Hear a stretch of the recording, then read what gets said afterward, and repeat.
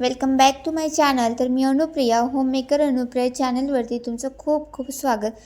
तर आदल्या व्हिडिओमध्ये मी तुम्हाला तुरीच्या शेंगांची भाजी आमच्याकडे कशी करतात किंवा मी स्पेशली कशी करते हे तुम्हाला दाखवलं होतं आणि ते तुम्हाला आवडलं सुद्धा। तर त्याचबरोबर आमच्या गावाकडून आलेली हरभऱ्याची जी काही भाजी असते, जी थंडीत आता खूप मिळते आणि ते खायला सुद्धा ना तेवढीच टेस्टी असते। तर ती सुद्धा ना अगदी साध्या सिंपल पद्धतीने कमीत कमी साहित्यामध्ये फक्त मिरची, तेल आणि मीठ यामध्ये बनवून ती कशी टेस्टी आणि हेल्दी होते हिवाळ्यामध्ये खायला, ते मी तुम्हाला आज या व्हिडिओमध्ये सांगणार आहे। तर माझ्या चॅनलवर कंटिन्यू राहा आणि तुम्ही बघत राहा अगदी साधी सिंपल अशी रेसिपी।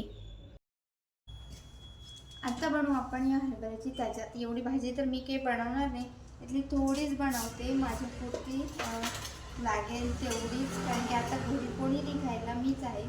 तर माझी पुरती भाजी बनवते आणि तुम्हाला सुद्धा दाखवते की कशी बनवते। तर आता थोडीशी भाजी मी घेतली, आधी पहिले ना छानपैकी धुवून घ्यायची। तर जेव्हा आपण शेतातली भाजी आणतो ना तेव्हा त्याच्यावरती काय असतं, काही नसते, कधी फवारलेलं असते, कधी अळ्या असतात।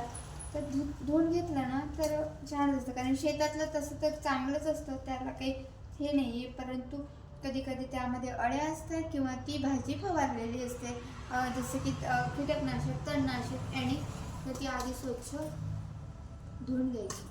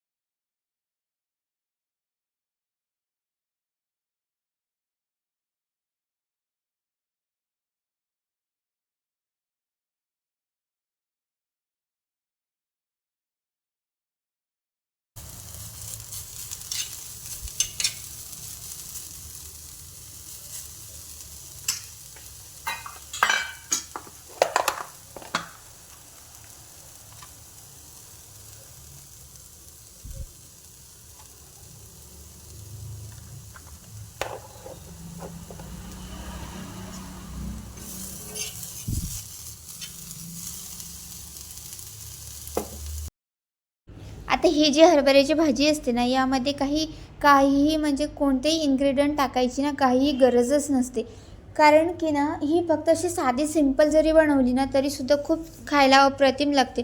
आता बरेच जण याच्यामध्ये शेंगदाण्याचं कूट वगैरे टाकतात, पण मी ते सुद्धा टाकत नाही। फक्त तव्यावर आपली धुतलेली भाजी टाकायची, त्यामध्ये 2-3 मिरच्या खुडून टाकायच्या, वरून मीठ टाकायचं आणि त्याच्यावर थोडीशी ती परतल्यानंतर म्हणजे पाणी असतं त्याच्यामध्ये, आपण जेव्हा धुतो ते पाणी थोडं सुकलं ना तर त्याच्यावरती तेल टाकलं आणि इकडून तिकडून जरी फिरवलं ना तर आपली भाजी खायला ही रेडी होते आणि अप्रतिम भाजी लागते।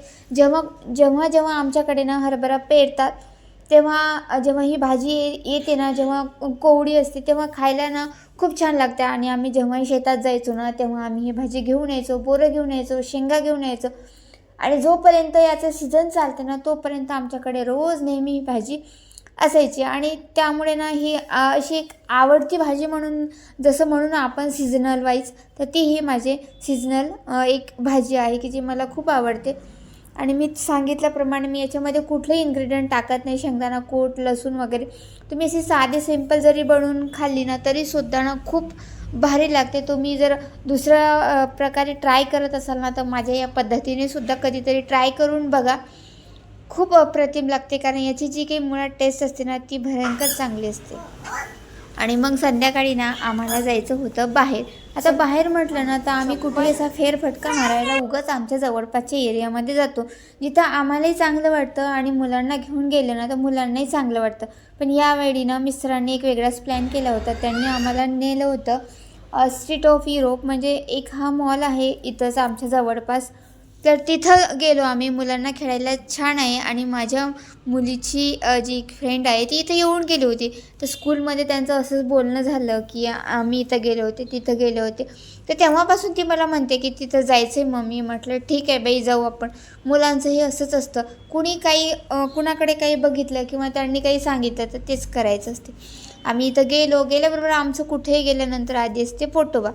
तर मग इथं ना खूप म्हणजे खूप महाग, की आपण बाहेर जेवढी प्लेट घेतो ना त्याच्या डबलनं इथं रेट होते.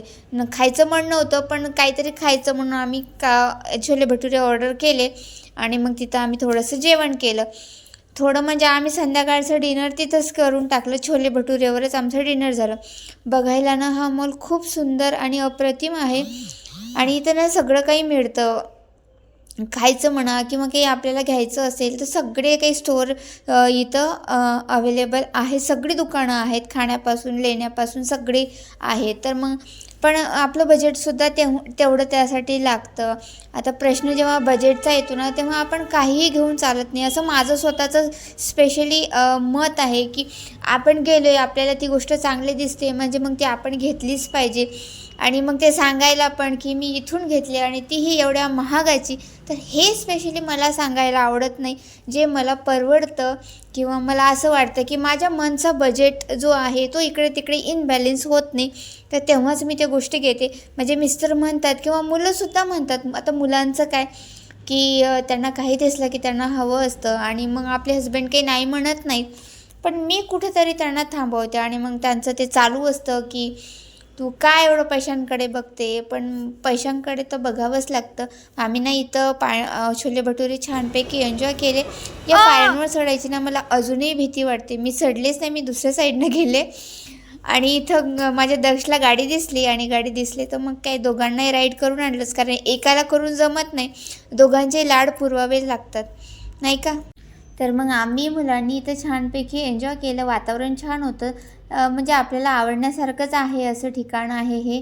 आणि मग आम्ही 9-10 वाजता रिटर्न निघालो. तर मी आज तुम्हाला दाखवलेली हरभऱ्याची भाजी तुम्हाला आवडली का, तर मला कमेंट करून सांगा. अशी साधी सिंपल माझी रेसिपी असते, त्याच्यामध्ये काही खूप इन्ग्रेडियंटची गरज नसते. तर चला पुन्हा भेटूया अशाच नवनवीन व्हिडिओसोबत. तोपर्यंत बाय.